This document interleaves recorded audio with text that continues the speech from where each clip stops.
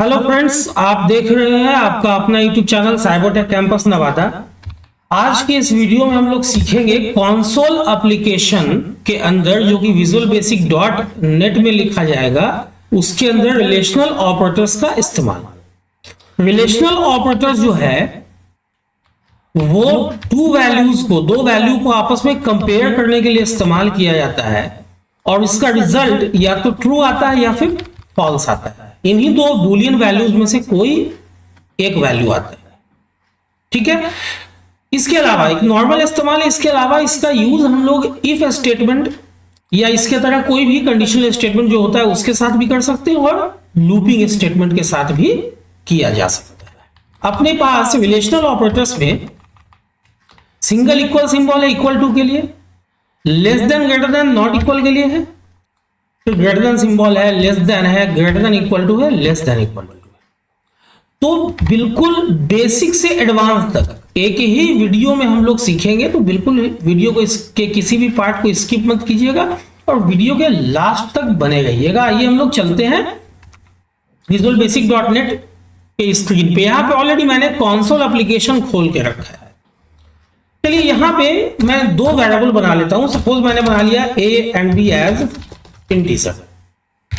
ठीक है, a में मैंने रख दिया 10 और b में मैंने रख दिया 5, है ना।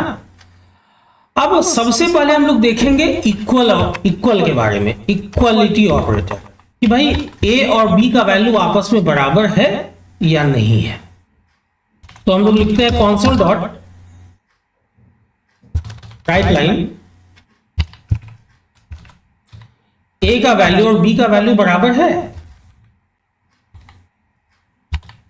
ठीक है, इसी ढंग से हम लोग चेक कर सकते हैं कि क्या a का वैल्यू और b का वैल्यू आपस में बराबर नहीं है। ठीक है, क्या a का वैल्यू ज्यादा है b से, क्या a का वैल्यू कम है b से, क्या a का वैल्यू ज्यादा या बराबर है b से, और क्या a का वैल्यू कम या बराबर है b से। तो देखो यहां पे क्या चेक होगा, हम लोग इसको समझते हैं कमेंट लाइन बना के। a और b का वैल्यू, a का वैल्यू 10 है और b का वैल्यू क्या है 5 है, जो कि आपस में बराबर नहीं है। तो ये क्या दे देगा आउटपुट, ये दे देगा फॉल्स, है ना। अभी यहां a का वैल्यू क्या है 10 है और b का वैल्यू क्या है 5 है। तो चेक हो रहा है कि क्या 10 और 5 आपस में बराबर नहीं है, तो नहीं है, ट्रू होगा रिजल्ट। और इसी ढंग से यहां पे क्या चेक होगा कि a का वैल्यू जो कि 10 है क्या ज्यादा है 5 से। तो हाँ जी, 10 तो बिल्कुल ज्यादा है 5 से। तो यहां पे क्या आना चाहिए, यहां पे आना चाहिए ट्रू। इसी ढंग से क्या a का वैल्यू जो कि 10 है कम है b के वैल्यू से 5 से, तो नहीं, कहां a का वैल्यू कम, कहां 10 कहां कम है 5 से, फॉल्स आएगा। यहां पे क्या a का वैल्यू जो कि 10 है ज्यादा या बराबर है 5 से, तो बराबर तो नहीं है लेकिन ज्यादा तो है, इसलिए ट्रू आएगा। और यहां क्या a का वैल्यू जो कि 10 है कम या बराबर है 5 से, तो a का वैल्यू 10 ना तो कम है ना तो बराबर है, मतलब कि फॉल्स आएगा। तो इसको हम लोग एग्जीक्यूट करा के देख लेते हैं। यहां पे हम लोगों ने किया क्या है, यहां पे हम लोगों ने सिंपली दो वेरिएबल लिया है और उसमें मैंने ही दो अलग अलग वैल्यू डाला है और उसको कंपेयर कर दिया है। मेरा इस एग्जांपल के पीछे मेरा मेन मकसद है ये बात बताना कि देखो कैसे हम लोग रिलेशनल ऑपरेटर को यूज कर लेते हैं। लेकिन अभी हम लोग आगे चलेंगे, यूजर से इनपुट लेके इसी काम को करके देखेंगे कि आउटपुट क्या आता है। ठीक है, और ये बहुत इंपॉर्टेंट ऑपरेटर है, ये relational operator and logical operator. देखिए ये जो ऑपरेटर होता है ये इसलिए इंपॉर्टेंट हो जाता है क्योंकि ये लॉजिकल ऑपरेटर और रिलेशनल ऑपरेटर का इस्तेमाल कंपैरिजन पर्पस के लिए होता है। तो किसी भी कंडीशनल ऑपरेटर, कंडीशनल स्टेटमेंट और लूपिंग स्टेटमेंट के साथ इसका इस्तेमाल किया जाता है। तो ये इसका बेसिक जो है ना बिल्कुल ही क्लियर होना चाहिए। देखो यहां पे आउटपुट क्या आ रहा है, देख लो मैंने यहां पे क्या क्या लिखा था, false true, true false, true false. Output वही है फॉल्स। देखो यहां पे मिलाओ, एक साथ में रख देता हूं, false true true false true false, है ना। तो ये तो बात हो गई कि भाई हम लोगों ने क्या किया, दो नॉर्मल वेरिएबल हम लोगों ने इंटीजर टाइप बना लिया। आप चाहो तो यहाँ पे सिंगल या डबल टाइप भी यहाँ पे वेरिएबल डिक्लेयर कर सकते हो, लेकिन यहां हम लोगों ने खुद से वैल्यू इनिशियलाइज भी किया। अब हम लोग चाहते हैं कि नहीं, हम लोग यूजर से लें इनपुट।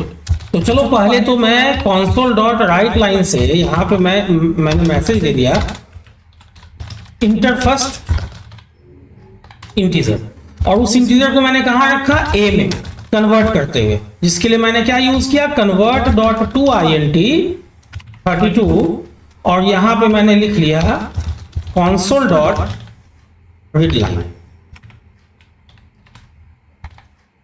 ए में चला आया। इसी ढंग से चलो बी में भी मैंने यहां पर मैसेज तो सबसे पहले चेंज कर लेता हूं मैं इंटर सेकेंड इंटीजर, और ये जो वैल्यू है ना,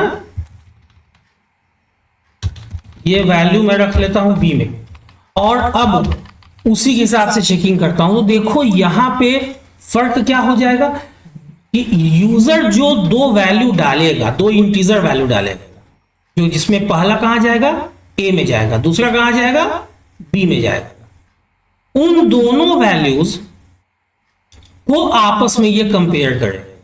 आउटपुट तो इसका ट्रू फॉल्स ही आना है, क्योंकि मैंने तो ऑलरेडी यहां पे बता दिया ना कि रिलेशनल जो ऑपरेटर होता है वो दो वैल्यूज को आपस में कंपेयर करता है, और कंपेयर करके इसका रिजल्ट क्या आता है, कोई भी बुलियन वैल्यू आता है, आइदर ट्रू और फॉल्स। ठीक है, तो अभी आप देखोगे कि ये यूजर से ये पहले दो इंटीजर का इनपुट लेगा, जैसा कि हम लोगों ने यहाँ पे देखो कोड लिख के रखा है।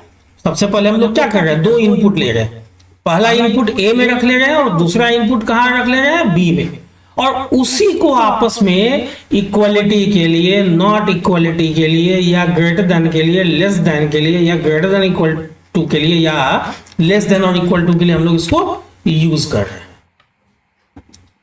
ठीक है, तो देखो चलो इंटर फर्स्ट इंटीजर में सपोज मैंने डाला 10 और दूसरे में मैंने डाल दिया 80। अब उसी के हिसाब से ये फॉल्स या ट्रू, फॉल्स ट्रू उसके मुताबिक दे रहा है ना। तो उम्मीद करता हूं कि अब आप लोग भी विजुअल बेसिक .NET के कंसोल एप्लीकेशन में बहुत आसानी से रिलेशनल ऑपरेटर्स को यूज कर सकोगे। उम्मीद करता हूं वीडियोस आप लोगों ये वीडियो आप लोगों को पसंद आई होगी। अगर वीडियो पसंद आई हो तो वीडियो को लाइक शेयर करना ना भूलें, और अभी तक अगर आप लोगों ने चैनल को सब्सक्राइब नहीं किया और इस तरह के वीडियो को पसंद करते हैं, प्रोग्रामिंग सीखना चाहते हैं, कोडिंग सीखना चाहते हैं, तो चैनल को सब्सक्राइब कर दीजिए, बेल बटन को हिट कर दीजिए, ताकि जो भी वीडियो मैं अपलोड करूं उसका नोटिफिकेशन सबसे पहले आप लोगों तक पहुंचे। वीडियो के अंत तक बने रहने के लिए आप लोगों का बहुत बहुत धन्यवाद, शुक्रिया, थैंक्स अ लॉट।